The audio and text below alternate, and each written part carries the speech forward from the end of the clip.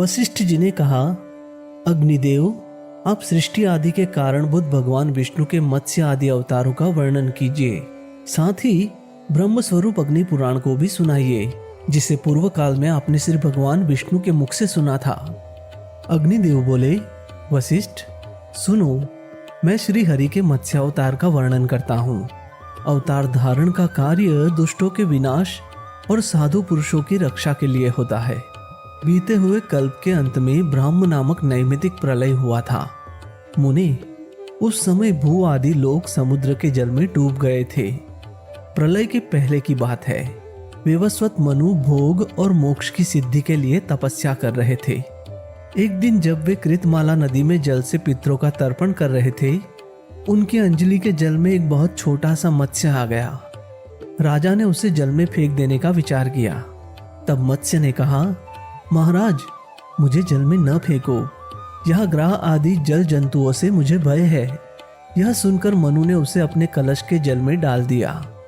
मत्स्य उसमें पड़ते ही बड़ा हो गया और पुनः मनु से बोला, राजन, मुझे इससे बड़ा स्थान दो।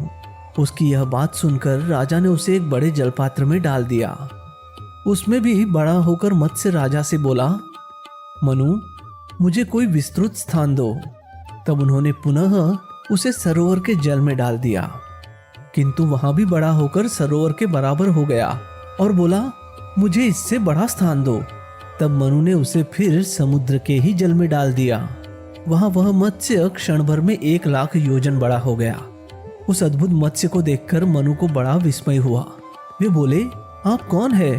निश्चय ही आप भगवान विष्णु जान पड़ते हैं।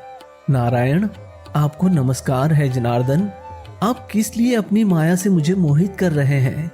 मनु के ऐसा कहने पर सबके पालन में संलग्न रहने वाले मत्स्य रूपीधारी भगवान उनसे बोले, राजन, मैं दुष्टों का नाश और जगत की रक्षा करने के लिए अवतरित हुआ हूँ। आज से 7वें दिन समुद्र संपूर्ण जगत को डुबा देगा। उस समय तुम्हारे पास एक नौका उपस्थित होगी। तुम उस पर सब प्रकार के बीज आदि रखकर बैठ जाना। सप्तर्षि तुम्हारे साथ रहेंगे। जब तक ब्रह्म की रात होगी तब तक तुम उसी नाव पर विचरते रहोगे। नाव आने के बाद मैं भी इसी रूप में उपस्थित हो जाऊंगा। उस समय तुम मेरे सींग में महासर्पी रस्सी से उस नाव को बांध देना। ऐसा कहकर भगवान मत्स्य अंतर्ध्यान हो गए और विवस्वत मनु उनके बताए हुए समय की प्रतीक्षा करते हुए वहां रहने लगे। जब नियत समय पर समुद्र अपनी सीमा लांघकर बढ़ने लगा, तब वे पूर्वोत्तर नौका पर बैठ गए। उसी समय एक सिंह धारण करने वाले सुवर्णमय मत्स्य भगवान का प्रादुर्भाव हुआ। उनका विशाल शरीर 10,00,000 योजन लंबा था। उनके सिंह में नाव बांधकर राजा ने उनसे मत्स्य नामक पुराण श्रवण किया, जो सब पापों का नाश करने वाला है। मनु भगवान मत्स्य को नाना प्रकार के स्त्रोतों द्वारा स्तुति भी करते थे। प्रलय के अंत में ब्रह्मा जी से वेद को हर लेने वाले हयग्रीव नामक दानव का वध करने वाले भगवान वेद मंत्र आदि की रक्षा की। तत्पश्चात वाराह कल्प आने पर श्री हरि ने कच्छप रूप धारण किया।